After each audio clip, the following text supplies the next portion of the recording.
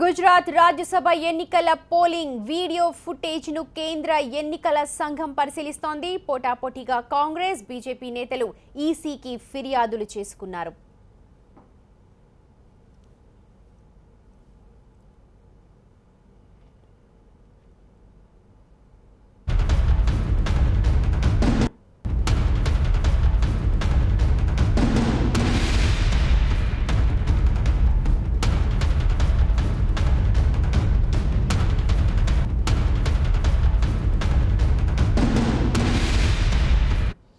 Breaking చూస్తూ ఉన్నాం. 2 సార్లు ఈసీకి ఫిర్యాదు చేసింది కాంగ్రెస్ ఆరోపణలను అటు బీజేపీ కూడా ఖండిస్తోంది. ఇప్పటికే 5 గంటలు దాటిపోయింది, ఇంకా కూడా కౌంటింగ్ ప్రారంభం కాలేదు.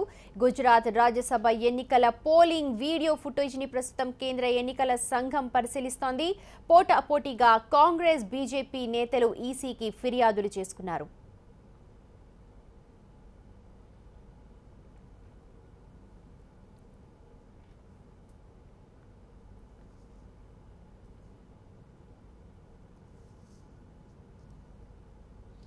గుజరాత్ రాజ్యసభ ఎన్నికల కౌంటింగ్ థ్రిల్లర్ ను తలపిస్తోంది. పోలింగ్ ముగిసిన 5 గంటల తరువాత కూడా కౌంటింగ్ ప్రారంభం కాలేదు.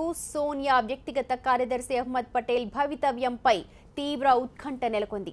బీజేపీ అధ్యక్షుడు అమిత్ షాకు బ్యాలెట్ పత్రాలు చూపించి ఓటేసిన తమ పార్టీకే చెందిన 2 ఎమ్మెల్యేల ఓట్లు రద్దు చేయాలని కాంగ్రెస్ ఈసీకి ఫిర్యాదు చేసింది. ఈ 2 ఎమ్మెల్యేలు క్రాస్ ఓటింగ్ కి పాల్పడినట్లు కాంగ్రెస్ ఆరోపిస్తోంది. కాంగ్రెస్ ఫిర్యాదుపై ఈసీ అధికారులు అత్యవసరంగా భేటీ అయ్యారు. కాంగ్రెస్ ఫిర్యాదును కేంద్ర ఎన్నికల సంఘం పరిశీలిస్తోంది. 2 గంటల లోపు 2 సార్లు కాంగ్రెస్ ఈసీకి ఫిర్యాదు చేసింది.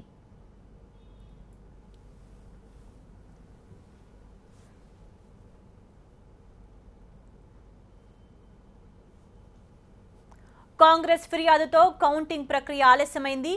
క్యాంప్ నుంచి వచ్చిన 44 మంది ఎమ్మెల్యేలలో ఒకరు క్రాస్ ఓటింగ్ కు పాల్పడ్డట్టు అనుమానిస్తున్నారు. అహ్మద్ పటేల్ కు 43 మంది కాంగ్రెస్ ఎమ్మెల్యేలు, ఎన్సీపీ, జేడీయూకు చెందిన ఒక్కో ఎమ్మెల్యే ఓటు వేసినట్టు సమాచారం. బీజేపీ ప్రతినిధి బృందం కూడా ఈసీని కలిసింది. కాంగ్రెస్ ఎమ్మెల్యే నితీష్ ఘరాసియా ఓటును రద్దు చేయాలని బీజేపీ నేతలు డిమాండ్ చేశారు. నితీష్ కూడా బ్యాలెట్ పత్రాన్ని కాంగ్రెస్ నేతలకు చూపించారని ఆరోపించారు. కేంద్ర మంత్రులు జైట్లీ, నఖ్వీ, ధర్మేంద్ర ప్రధాన్, పీయూష్ గోయల్ ఈసీని కలిసిన బృందంలో ఉన్నారు. ఓటమి భయంతోనే కాంగ్రెస్ నేతలు ఈసీకి ఫిర్యాదు చేశారని ఆరోపించారు బీజేపీ నేతలు.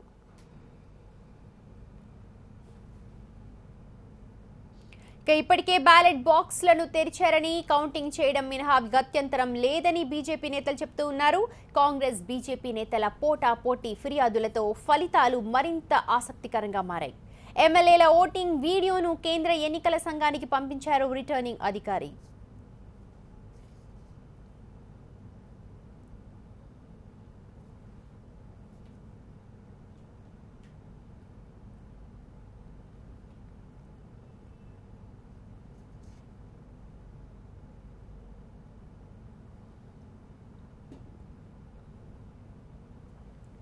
రాజ్యసభ ఎన్నికల్లో గెలుపుపై చాలా ధీమాతో ఉన్నారు బీజేపీ అధ్యక్షుడు అమిత్ షా.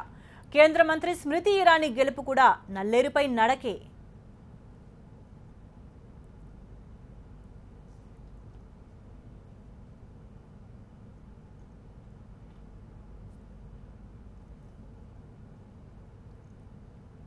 అహ్మద్ పటేల్ భవితవ్యంపై తీవ్ర ఉత్కంఠ నెలకొంది. అహ్మద్ పటేల్ ఈ ఎన్నికల్లో ఓడిపోతే సోనియా ఓడినట్టేనని బీజేపీ నేతలు చెప్తూ ఉన్నారు.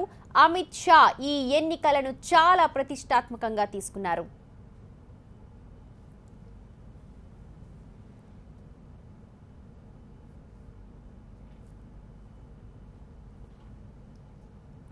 గుజరాత్ పరిణామాలపై చర్చించేందుకు కాంగ్రెస్ వర్కింగ్ కమిటీ సమావేశమైంది. సోనియా అధ్యక్షతన జరిగిన భేటీకి రాహుల్ హాజరు కాలేదు. అనారోగ్యం కారణంగా రాహుల్ సమావేశానికి రాలేదు. బీజేపీ బృందం ఫిర్యాదు తర్వాత మరోసారి కేంద్ర ఎన్నికల సంఘం అధికారులతో భేటీ అయ్యారు కాంగ్రెస్ నేతలు.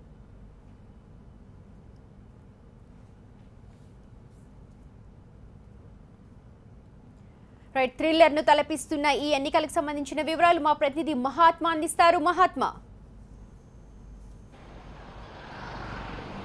ఉదయం నుంచి కూడా ఈ రాజ్యసభ ఎన్నికలు ఎప్పుడూ లేనంత ఉత్కంఠతను రేకెత్తిస్తూ వచ్చాయి. గుజరాత్లో ముఖ్యంగా అహ్మద్ పటేల్ బరిలో నిలవడం. అహ్మద్ పటేల్ కాంగ్రెస్ పార్టీలో నెంబర్ 2గా మనం చెప్పుకుంటాం. సెకండ్ ఇన్ కమాండ్ లాంటి కీలకమైన నేత బరిలో ఉండడంతో ఆయన గెలుపోటముల్ని నిర్దేశించే ఎన్నికలు కావడం వల్ల దీనికి ఇంత ప్రాధాన్యత ఏర్పడిందని చెప్పుకోవచ్చు.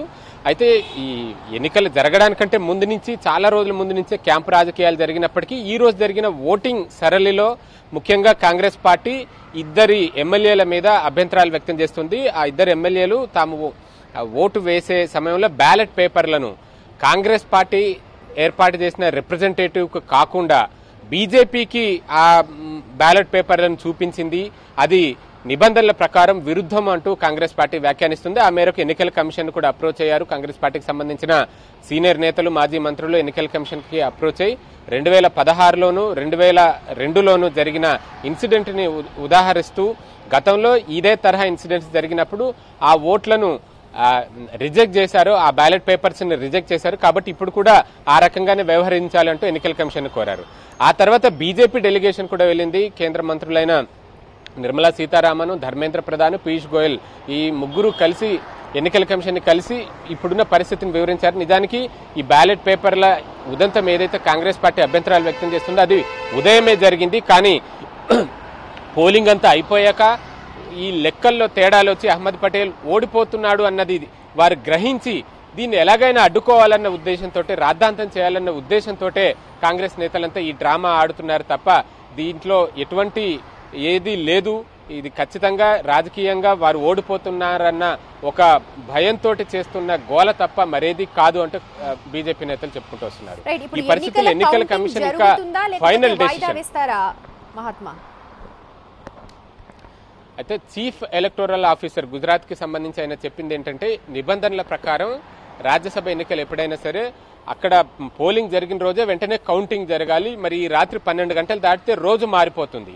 నిబంధనల ప్రకారం అయితే 12 గంటల లోపే కౌంటింగ్ ప్రక్రియ అంతా మొత్తం పూర్తి చేయాల్సి ఉంటుంది.